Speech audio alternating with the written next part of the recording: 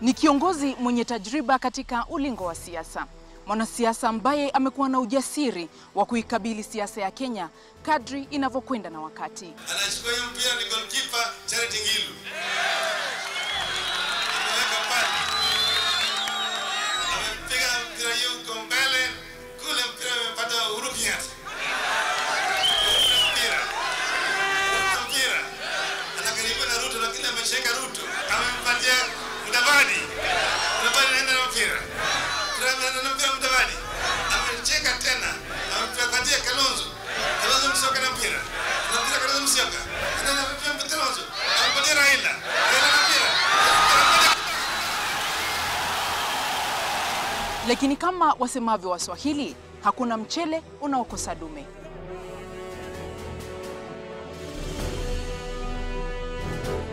There are no sacred cows in ODM. Hatutaruhusu unyakuzi wa chama kwa njia yoyote. Wanachama wanajulikana kwa vitendo na maneno. Katika safari hii amempoteza pia Otieno Kajwang, ambaye kando na kuwa rafiki na msiri wake mkubwa, alikuwa mwamba wake wa kisiasa eneo la Luo Nyanza tangu kuaga dunia kwa Jaramogi Oginga Odinga. Je, changamoto hizi zitamjenga Raila Odinga au ndio zitatilia kikomo safari yake katika ulingo wa siasa? Tatumia risasi ya mwisho.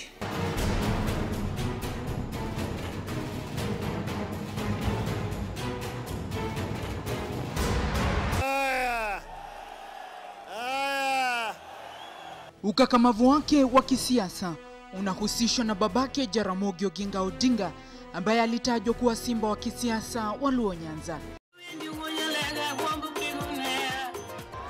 Na kwa kuwa moto huzaa moto, ndivyo ilivyo kwa Raila Odinga, ambaye anaonekana kurithi mengi yanayofungamana na siasa kutoka kwa babake. Tulikuwa marafiki sana. Alitupenda sisi kama watoto wake. Mingi akiwa akienda kwa mikutano ya kisiasa alikuwa anaenda na sisi. Na wakati wa likizo yeye alikuwa anatuchukua akienda kwenye ziara yake. Mbeleni unajua yeye alikuwa ni mfanyabiashara.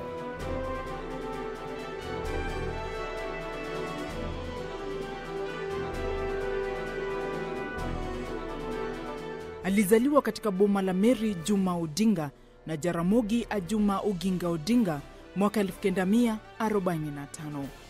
Mwaka aliozaliwa, babake Jaramogi Oginga Odinga alikuwa ameingia vilivyo katika siasa za Kenya. Jaramogi alijiunga na chama cha Kenya African Union KAU miaka mitatu baada ya Raila Odinga kuzaliwa. Odinga Kingi Jotego Kingi. Alikuwa anaitwa Odinga Kingi. Kingi means king. Alikuwa king ya traditional dancers, walikuwa wanaweka kofia ya Kijaluo. Yeye ndio alirevive kiti ya Kera hapa katika Kenya. Akawa Kera ya kwanza mwaka wa 1952.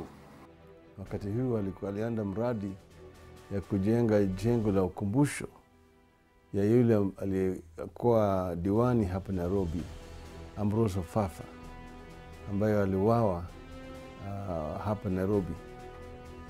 Sasa akajenga hii inaitwa Ofafa Memorial Hall.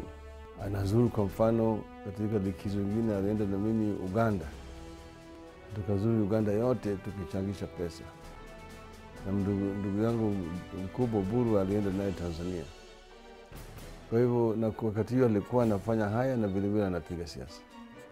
Kwa hivyo hii mambo ya siasa tulianza nayo mapema. Oginga Odinga, ambaye awali alikuwa mfalme wa Waluo au kipenda Ker, alikuwa amejiondoa kutoka wadhifa huo ili kuruhusiwa kuingia katika siasa. Anyola na kano chako siasa neno. No Maseno mubiro dala. Alitoka Maseno akakuja nyumbani. Jinocho kama jodalo wakoda sub chief koda chief. Alikusanya watu wengi wa village wakakuja, hata chief kawaambia yeye anataka kukua politician. Yeye pamoja na Masinde Muliro walikuwa na fundisha huko Maseno. Yeye mwenyewe alisema ati Muliro alipaswedi yeye kuingia kwa siasa. Sasa yeye mamwambia Mlilo, mimi haiwezi kuingia kwa siasa hata kama wewe hayuko. Na ulipowadia mwaka 1957 akachaguliwa kuwa msemaji wa kisiasa wa jamii ya Waluo. Mwaka huo huo alichaguliwa kuwa mbunge wa Nyanza ya Kati. Wakati huo alikuwa anawakilisha sehemu ya Nyanza katika Lejiko. Alipochaguliwa amekuwa na matata mengi sana na wale wengine, kwa sababu wengine waliochaguliwa walikuwa nusu watu waliokuwa wanataka wasikizane na Wasungu nusu na Wahindi nusu, lakini Odinga alikuwa anataka Africa for the Africa. Ni vigumu kuthibitisha iwapo huo ndio ulikuwa ubatizo wa Raila Odinga katika siasa, lakini wapo wanaoamini kuwa ilikuwa sadfa kwamba alizaliwa wakati ambapo babake alikuwa akijikita katika siasa. Jaramogi au mama yangu hawakuwa anataka mtoto huyu afanye hii au hii. Jaramogi aliwaachia kila mtu huru yake. Kinyathi ngeni kona eno gima wuon timo, kingeni nyathi kaonge kitu wuon. Unajua mtoto huwa anafuata baba. Kama mtoto kijana akiona baba anapenda hii, hata yeye atashika vitu baba anapenda. Sasa hivyo ndiye alianza. Kuna yeye nyitinde gonge na siasa maneno mnakume neno. Sio yeye aliwachagua, watoto waliona tu vile baba anafanya wakapenda.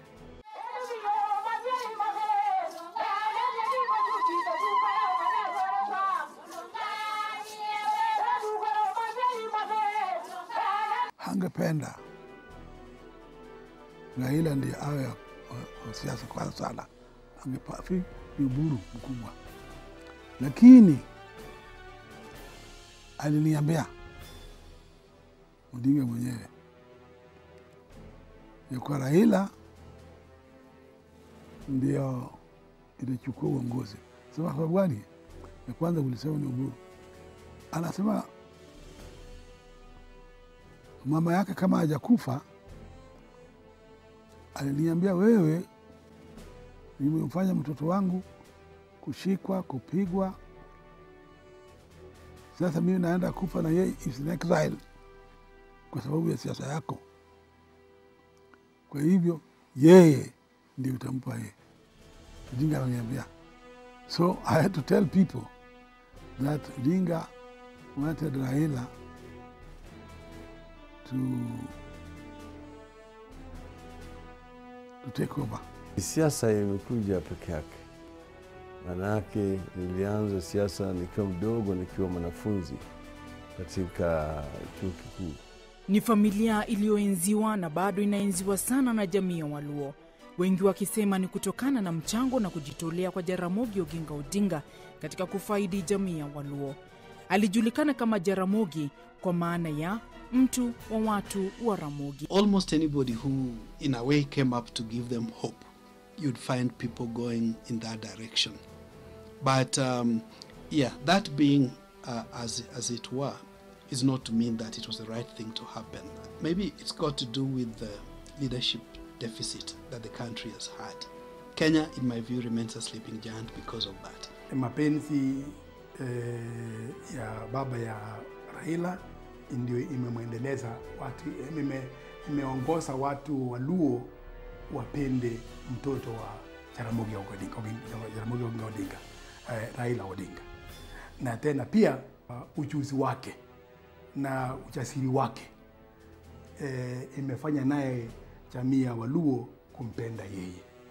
Sawa na babake ambaye alikuza sana biashara, alipomaliza masomo mwaka 1971, Raila Odinga ambaye alikuwa mhadhiri katika chuo kikuu cha Nairobi tangu alipowasili nchini kutoka nchini Ujerumani, aliingilia sekta ya biashara na kufungua kiwanda cha kutengeneza mitungi ya gesi.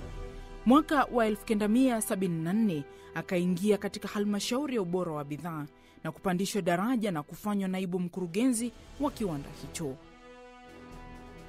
Hapo sasa ndio mambo yalianza kumwendea mrama. Alikamatwa na kuzuiliwa kwa muda wa miezi 6 kwa tuhuma za kuhusika katika jaribio la kuipindua serikali ya Rais mstaafu Daniel Arap Moi. Kwanza sisi tulikuwa kikundi ambayo tulikuwa tunajiita wakombozi. Na hii kikundi ilijumuisha wale wa Kenya ambao walikuwa wanataka mabadiliko, kuondolewa kwa ile fungu ambayo waliweka kwenye katiba walikuwa inaitwa Section 2A ya kupiga marufuku kwa sajilisho kwa chama kingine japokuwa ni mama na dada, yani KANU. Tulianza hii wakati tulienda kufanya kampeni Mheshimiwa James Orengo kule Ugenya. Tukafanya kampeni kwa Fibia Sio kule Karachuonyo, na tukaelekea kule Nyeri mjini kufika kampeni kwa jamaa alikuwa anaitwa Wang'ondi wa Kariuki. Tukaamua tujaribu kusajilisha chama kiwa pamoja na Jaramogi, tukakatazwa. Hapo ndio kukawa sasa kuna shida na kukawa na ile majaribio ya kupindua serikali na kikosi cha wanahewa. Na sisi vile vile tukashikwa. Na mimi na wenzangu tukashtakiwa kwa kupanga majaribio ya kupindua serikali. Lakini walikuwa hawana ushahidi. Baada ya kuwekwa rimandi kule kamiti kwa miezi 6, wakalazimishwa kuondoa hiyo shtaka. Kwa hivyo nataka ijulikane ya kwamba serikali yenyewe withdraw hiyo shtaka na ikaweka kwa kimombo nolle prosequi. Lakini baadaye tukashikwa hapo mahakamani na tukapelekwa gerezani sasa kama detainees. Tukazuiwa kisiasa. Nikauliza miaka 6 huko gerezani. Mamake alifariki akiwa bado kizuizini mwaka 1984 na ilichukua maafisa wa magereza miezi 3 kumjulisha kuhusu kifo cha mamake.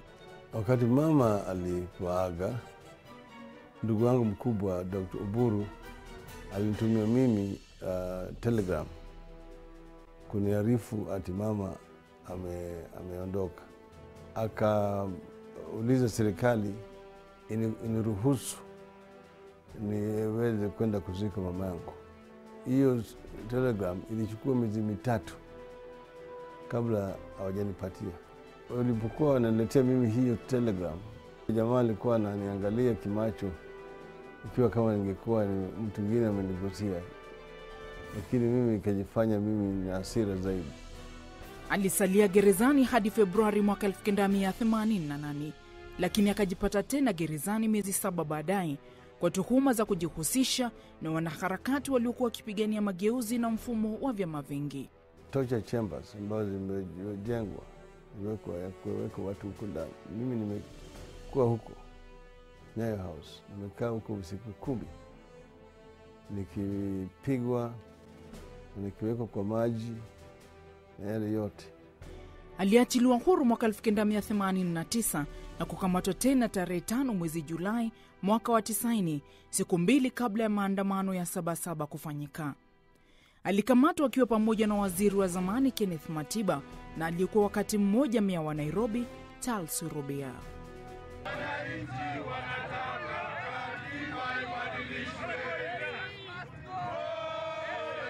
Japo serikali ilidhania kwa kuwazuilia watatu hao maandamano ya 77 yangesitishwa,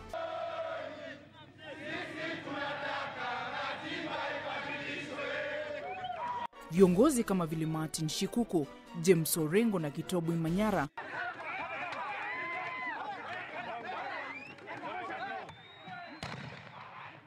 waliongoza maandamano ambapo watu zaidi ya 100 walifariki.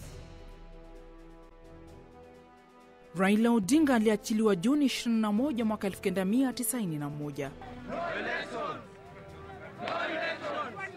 Kilichojitokeza bayana kwenye vita hivi ni harakati za kupigania mageuzi nchini na hasa mabadiliko kwenye katiba ambayo yangeruhusu mfumo wa vyama vingi.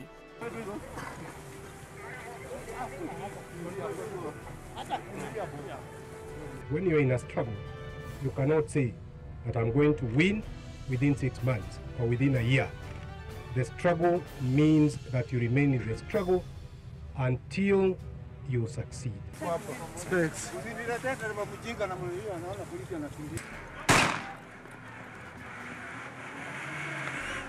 Alipoachiliwa huru, Raila Odinga alielekea mafichoni nchini Norway kufuatia madai kwamba palikuwa na njama ya kumuua. Hii ilikuwa baada ya kuwekwa ndani mara ya 3. Na wakati huo ndio rafiki yangu Marekani ambaye alikuwa anafanya kazi ya ujasusi alikuja akaniambia ati hao jamaa wana mpango mbaya. Niliondolewa hapa kisiri na mimi nikatoka mpaka nikaenda kutoka Kampala. Na kutoka kule Kampala nikafanya mpango na nikaenda huko Norway, pale ambapo nilikuwa kama mkimbizi wa kisiasa. Tukitaka kuimarisha chama cha KANU lazima tuangalie kwamba tunasafisha. Na kusafisha sio kusema kusafisha na kuna Ford ndani yake, ili tuone hawa walio katika siasa, wale walio watumishi wa serikali, tuondoe ile section ya katiba ya Kenya ya 2A. Na pindi kipengee 2A cha katiba kilipoondolewa, Raila Odinga karejea nchini kujiunga na Ford Kenya kilichokuwa kikiongozwa na babake Jaramogi Oginga Odinga.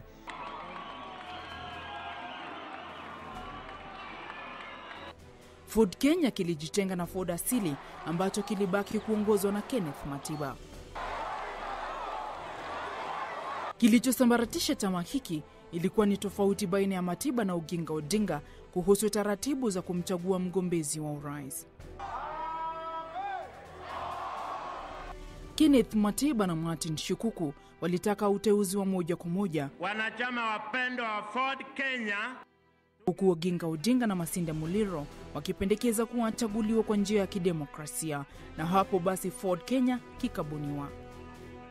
I want you to think very deeply and also to know anything which is given to you at the moment is nothing. Put on your ukanda. Funga sawa sawa. Sasa tutakuwa na rais mpya, Kenneth Matiba.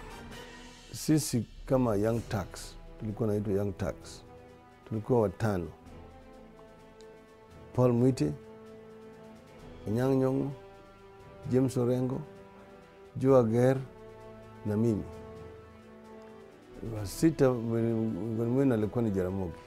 Yeye ndiye tulikuwa tunasema yeye ndio alikuwa ni the oldest of the Young Turks. Tulikuwa atuangalie ukabila yetu. Wewe unatoka kabila hii au kabila hii. Sisi tulikuwa tunapigania kama wazalendo wa Kenya. Baadaye tukaleta wazee pamoja. Mpaka tukapigania mpaka section 2 ikaondolewa. Wakati tangazo linaondolewa, kikundi kikajitokeza inaitwa Friends of Ford. Friends of Ford. Ni marafiki ya Ford. Hawa ni walikuwa ni viongozi walikuwa ndani ya KANU kwa miaka hizo zote. Lakini sasa walikuwa wanaona kama kuna hizi mawimbi inakuja yenye nguvu. Wakaanza kujotoa kule kuja pande hii. Wakati huo hata DP vile iliundwa na wale ambao walikuwa wamesema ati viongozi ambao wanapigania mageuzi kama yule mtu ambaye anajaribu kukata mti wa mgumu na wembe. Lakini sasa wao vile wakaondoka kule wakaanza chama chao. Hawa ndio walileta siasa duni ya ukabila ndani ya Ford. Hawa ndio wakaanza kusema sisi ni kabila kubwa, hatuwezi kuongozwa na mtu ambaye ametoka kwa kabila ndogo. Sisi hatuwezi kuongozwa na mtu ambaye bado hajakatwa na kadhalika. Uliodhaniwa kuwa mwamko mpya kwa Raila Odinga ukawa ndio mwanzo wa changamoto nyingine kwake. Wakati huu changamoto ikiwa kupewa wadhifa katika chama cha Ford Kenya. Wengi walihisi haingekuwa bora kwa Raila Odinga na babaki kushikilia nyadhifa kuu chamani. na hivyo ikaamuliwa kuwa Raila Odinga apewe wadhifa wa naibu mwenyekiti wa kamati ya malengo ya chama. Muda si muda akapandishwa daraja na kupewa nafasi ya naibu mkurugenzi wa uchaguzi wa chama. Wenzake kama vile Paul Mwite na Michael Kijana Wamalwa na walifanywa manaibu wa kiongozi wa chama. Jaramogi alipoaga dunia mwaka 1994, Raila Odinga alianza tena upya vita vya kupigania uongozi wa chama cha Ford Kenya. Na hasimu wake wakati huo ilikuwa si mwingine bali ni Michael Kijana Wamalwa ambaye alikuwa katika nafasi bora ya kuchukua wadhifa huo. From now on, I have resigned from being the umpire of Ford Kenya. We'll have another go. We are not giving up. The party is still there. The constitution has not been suspended. The NEC is still there. We'll have another go at another election. Wamalwa Kijana is no longer chairman of Ford Kenya. Okay? Ford Kenya is now going from henceforth to be led by a caretaker committee. Uchaguzi huo ukavurugika na Raila Odinga kuamua kujiondoa kwenye marudio ya uchaguzi huo. Time has come to change course. Unaamini hizo siasa za ubinafsi ndio zilileta tofauti baina yako na Kijana Wamalwa baada ya Jaramogi kuaga dunia katika chama cha Ford Kenya? Wakati ile kulikuwa na mambo ya Goldenberg. Wakati hiyo Jaramogi alikuwa ametoka, amewaga, yeye ndiye alikuwa mwenyekiti wa Public Accounts Committee. Marehemu Wamalwa Kijana akachukua nafasi hiyo. Na tulikuja tukatofautiana juu ya mambo ya Goldenberg, ya kamati kupendekeza hata Bwana Patni alipwe pesa zaidi. Ati yale ambayo yalikuwa yamefanyika katika hiyo mambo ya Goldenberg ilikuwa ni halali, na mimi manake nilikuwa na ushahidi kuonyesha kwamba Goldenberg haikuwa halali. Na mimi nikatofautiana na kamati hiyo ya Public Accounts Committee. Hiyo ndio ilileta tofauti kubwa sana baina yetu. Kwa kudadisi kwa kina safari ya Raila Odinga kufikia wakati ambapo babake aliaga dunia, ni dhahiri kwamba ungedhania ulikuwa ukisoma kitabu cha mtu mmoja. Kwa kiasi kikubwa nakala zilikuwa sawa. Oginga Odinga alijipata taabani na kuwekwa kizuizini kwa kukwaruzana na serikali ya hayati Mzee Jomo Kenyatta. Katika mambo ya kisiasa mara nyingi baada ya watu kupigana na adui huanza kupigana wenyewe kwa wenyewe. Jaramogi alikuwa anataka mali ya wazungu. Mzungu akienda, mali za mashamba yao igawiwe watu wale ambao mashamba yao yalichukuliwa. Kwa sababu ndio ilikuwa kiini cha mzozano. What Jaramogi was telling him, the people around him did not want to hear. They were claiming Jaramogi yeye anataka kupindua serikali yako, yeye anataka wewe. Do not behave in a manner that you can outshine your master. Hivyo ndivyo alivyoonekana Jaramogi kwa macho ya Kenyatta na wale ambao walikuwa na msingira Kenyatta. Hata hivyo, kuna wasiokubaliana na usemi kwamba alivyoendesha siasa Raila Odinga kuna uhusiano na jinsi alivyoendesha siasa zake Jaramogi Oginga Odinga. Wajuzi wanasema japo aliendeleza siasa kutoka alikoachia babake mzazi, Raila Odinga alibuni mikakati iliyoana na sera alizotaka kuuza. Vile siasa ilikuwa inaendeshwa na baba yake si vile Raila anaendesha. Iko na umotomoto kwa siasa ya Raila Odinga. Kisichofichika hata hivyo ni kwamba japo Jaramogi alisusia nafasi ya kutangazwa rais wa kwanza wa taifa na badala yake kumwachia nafasi hayati Mzee Jomo Kenyatta sawa na mwanae, wote walipata motisha ya kuwania kiti cha urais, japo hakuna kati yao aliyefanikiwa kuingia ikulu licha ya kuwa na ufuasi mkubwa. Baba yake hakupewa nafasi ya kuongoza nchi na alipigania uhuru wa Kenya kwa dhati na nguvu nyingi. Wengine wakasema wacha Raila akae karibu hata akikaa katika ya president hata saa moja tu, hiyo itoshe ili ionekane kama ni zawadi kwa kazi ya baba yake. Hawa wamefanya vizuri, lakini kwa bahati mbaya hakuna mmoja wao anaonekana baba yake akukaribia kiti cha rais, na sasa hii mtoto wake angali anaengaenga nje, ataingia huko Ikulu. Let us make December 29, 1992 a turning point in the history of this nation. Ari ya Jaramogi ya kuingia Ikulu ilidhihirika alipojitosa kinyang'anyironi kwa tiketi ya chama cha Ford Kenya, punde baada ya Ford kugawanyika. Hata hivyo, ndoto yake haikutimia na badala yake kujipata katika nafasi ya 4 kwa 17.5% za kura zilizopigwa. Hata hivyo, alifaulu kurejea bungeni na kuwa mbunge wa Bondo, japo hakupata tena nafasi ya kuwania urais. Aliaga dunia mwaka 1994.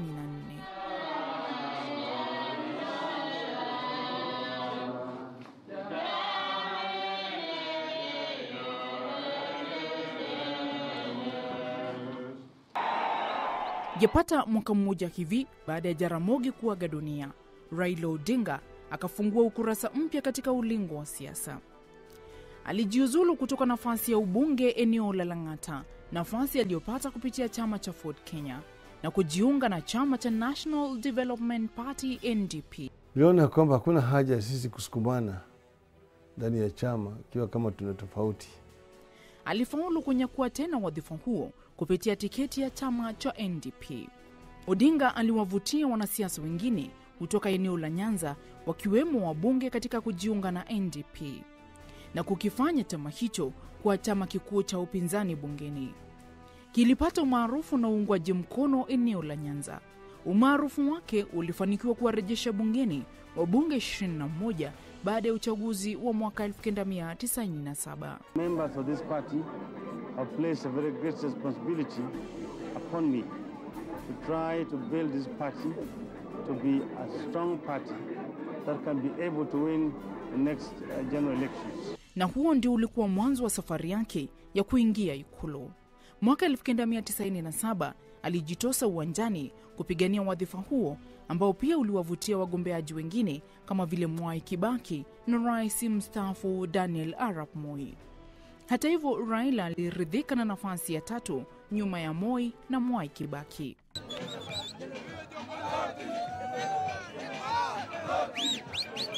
Kuanzia hapo akaanza kutupia macho KANU,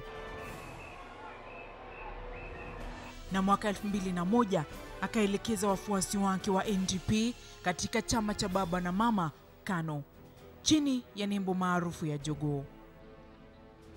Chama cha NDP kimeshajidissolve. Tutaishusha bendera ya NDP.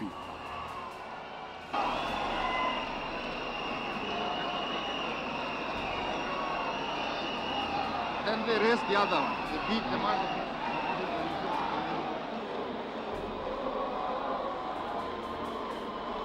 The merger of KANU, a party of government since independence, with the NDP, a proactive and pragmatic party of opposition, presents us with an opportunity to serve Kenyans better. The idea is not merely to dilute one party or swallow another party. There come a time when the nation is more important than an individual. Napendekeza Mheshimiwa Raila Amolo Odinga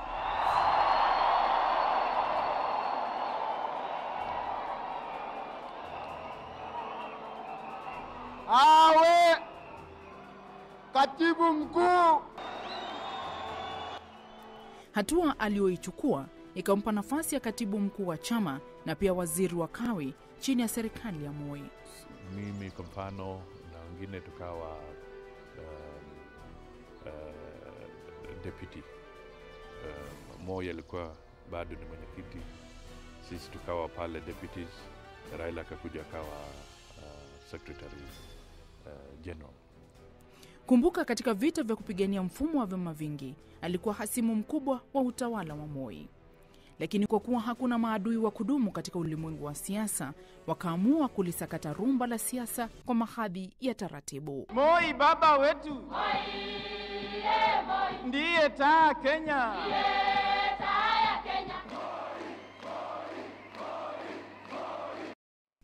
Wajuzi hata hivyo wanasema kuingia kwake katika chama cha KANU hakukumaanisha kwamba alikuwa ameuzika uchungu wake dhidi ya utawala wa KANU. Tukaketi chini, tukaona ati sasa Moi anaanza kustaafu. Kuna eneo mingi ya Kenya ambayo zilikuwa wakati huo zimezuiliwa, upinzani ilikuwa hawezi kuingia eneo hizo. Na tukaona ati hatuwezi kupata hiyo ikiwa kama KANU ambayo ilikuwa ni chama tawala iko nje. Tukaanzisha sera ambayo ilikuwa inaitwa Cooperation of all political parties. Baadaye tukakubaliana tufanye ile kitu inaitwa partnership. Baada hiyo ushirikiano basi ndio sasa tukaongea na KANU. Tukasema sisi hatuwezi kuingia kwa KANU ile chafu. Mpaka iwe KANU mpya, sera mpaka iwe tofauti. Ni sababu tukaita New KANU. Kuna kama yule katibu mkuu wakati ule Joseph Kamotho na wale wengine ambao wakishikilia vitu vya kitaifa walikuwa na wasiwasi sana wakati walipoona jambo la maja kati ya NDP na KANU. Na wakati huo sasa ndio Moi akatuchukua sisi wengine, akatuambia kama the young people, akasema nyinyi muende mkae mjaribu kutusaidia vile maja hii ya KANU na NDP inaweza fanyika. Alikuwa ameiona nafasi ya kupanua mbawa zake katika siasa na hakusita kuinyakua. Lakini hata kabla ya kupaa, ataja moja kwanza, alafu atafanya mwingine.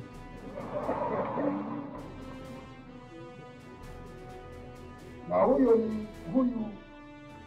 ni Uhuru Kenyatta. Mbawa hizi zikanyuma makali mwaka 2002 pale Moi alipomchagua Uhuru Kenyatta kuwa mrithi wake wa kisiasa. Tulipokuwa kule ndani, kukawa kuna mvurutano huko ndani. Ile KANU ya mkongwe na New KANU. Mpaka tukafika wakati ambaye Moi mwenyewe anasema yeye ndiye anateua yule ambaye atakuwa candidate ya chama. Na nikamwambia kupana, kama tuliingia hapa na tulikubaliana, masharti ilikuwa ni ya kwamba chochote ambaye atachaguliwa mpaka apige kura na wanachama wa chama. Yeye akaanza mahali akatangaza tayari ameteua yule ambaye atamrithi. KANU basi ndio hiyo. KANU hiyo sasa mama na baba, Moi anakuja anasema anaona Uhuru ndio anatosha. Sasa pale tukapitana. Ya? Nikasema sasa imekuwa project haiwezekani sasa. Basi tukakosana, basi tukatoka. Na mimi kwanza nilikuwa nimetetea kiti changu. Sasa walikuwa naona hawa kwamba huyu Kalonzo sasa ana mafikira ya kuongoza nchi, wacha tumkate miguu. Kilichomghadhabisha Raila na wengine ni kwamba hawakudhani Uhuru Kenyatta alikuwa amekomaa kisiasa. Kila mtu ana haki ya kusema mimi nataka hii, mimi nataka hii. Sivyo? Lakini mwishowe ni wanachama wa KANU ambao tutapeleka Kasarani, na kule ndio wao wenyewe kwa kura ya kisiri wataamua ni nani ambaye atachukua tikiti ya chama chetu kuelekea naye kwa uchaguzi. Hapo akakusanya tena virago vyake na ubavuni akawavutia Profesa George Saitoti, Kalonzo Musyoka, JJ Kamotho na Mudi Awori katika kukiasi chama hicho. Kulikuwa na watu 7 wote ambao walikuwa wanataka kuwania urais. Tukaketi chini tukasema ati mpaka lazima wengine wawache na hiyo mtu mmoja. Sasa kila moja akawa na ulafi ya kujaribu kuchukua. Mimi mwenyewe ni karibu niwe victim Ndio mimi sijui kama Raila alikuwa pia ananipiga wakati ule, kwa sababu nilikuwa nikidhani yeye ni rafiki ya Mwau, John Aaron Mwau. Kwa nimuuliza, zumwambie huyu mtu yako awachane na mimi. Okay, wote hatukupendelea vile alivyofanya wakati ule, kwa sababu unakumbuka kulikuwa na marehemu Saitoti, mimi nilikuweko, kulikuwa na Ngala, kulikuwa na Raila pia ambaye sasa alikuwa wakati huo yuko pale, na yeye mwenyewe akaamua tu pana anataka apendelee mtu fulani ambaye ni rais wa sasa Uhuru. Nakumbuka Uhuru aliingia very easily vice chairman Central. Mudavadi alikuwa anamenyana na Cyrus Jirongo Western. Mpaka nakumbuka Jirongo akisema, huyu mjamaa amelia, nimemwachia hicho kiti. Katana Ngala akachaguliwa easily huko Coast. Mimi ngoja nipingwe. My friend Joe Nyaga kutoka Eastern anasimama. Mwau, nakumbuka Mwau anasimama. Wao hao wengine withdraw, mimi nabaki tuende sasa Kasarani on the floor. Joe aliona muda akajiondoa. Ikabaki mimi na Mwau. Mwau tunaenda kule, nikapata proposal, Mwau hakupata proposal. Alipata proposal no second. Basi nikachaguliwa tarehe 18 March 2002 as a vice chairman. June nimetangaza I'm running for president. Naye mzee Moi anaenda anasema Wakalenjin walitokea sijui mlima Elgon, akatangaza candidature ya Uhuru kule. Nikabiti hiyo deadline yake. Basi kikaumana sasa. Rainbow. Mimi nikaanzisha rainbow, inchi ikawa rainbow. Kumbe na kina Kibaki na kina Charity Ngilu na Wamalwa nao kwa na NAK ambayo haina nguvu. Okay? Ilikuja ikawa energized na rainbow. Hapo wakawa wamejiunga na ligi mpya, ligi iliyojulikana kama Liberal Democratic Party LDP. Katika mchuano huu akawasajili wachezaji zaidi kutoka timu ya NAK ya Mwai Kibaki, na hapo ukabuniwa muungano maarufu wa NAK. We have negotiated, we have gone through very difficult process of negotiations.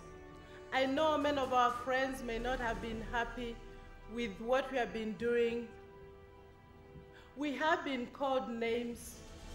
We have been told that we will not get anywhere. But I want to say that those prophets of doom have now been proved wrong.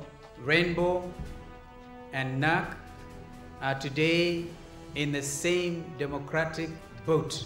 Today, we are gathering to cement our unity ahead of victory. This is the ultimate solution to the removal of Moi from power and the casting to the bushes of his so-called project. This initiative was inspired by one burning desire by the Kenyans to see a united democratic front within the opposition that can rid this country of authoritarian rule and restore democracy to our motherland.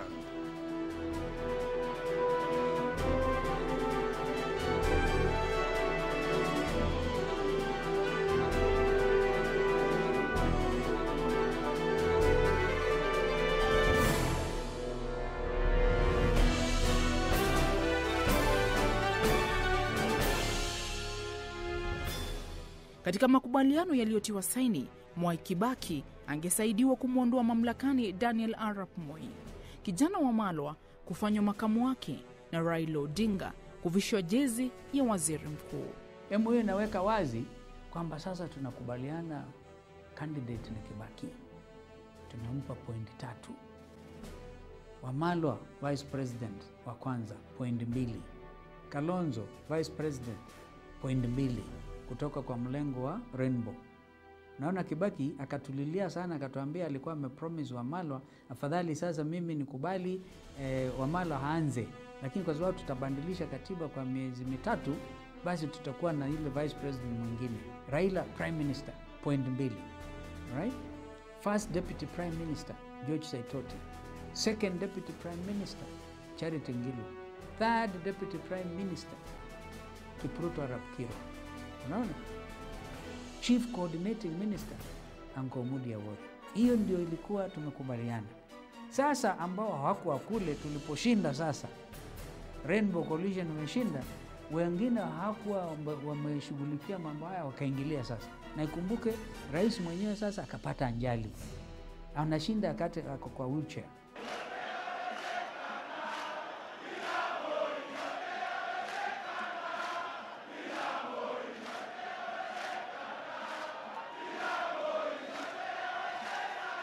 Tulipoenda kule uwanjani hapo kwenye Uhuru Park, mimi nikatangaza ati Kibaki tosha. Na raia wakakubaliana na mimi ati inafaa tuweke mtu mmoja na hawana shida na bwana Kibaki. Na hiyo ndio yaka mwanzo, na tukaendelea na tukafanya campaign, ingawaje bwana Kibaki akapata ajali wakati wa campaign, lakini tukaendelea mpaka tukapata ushindi.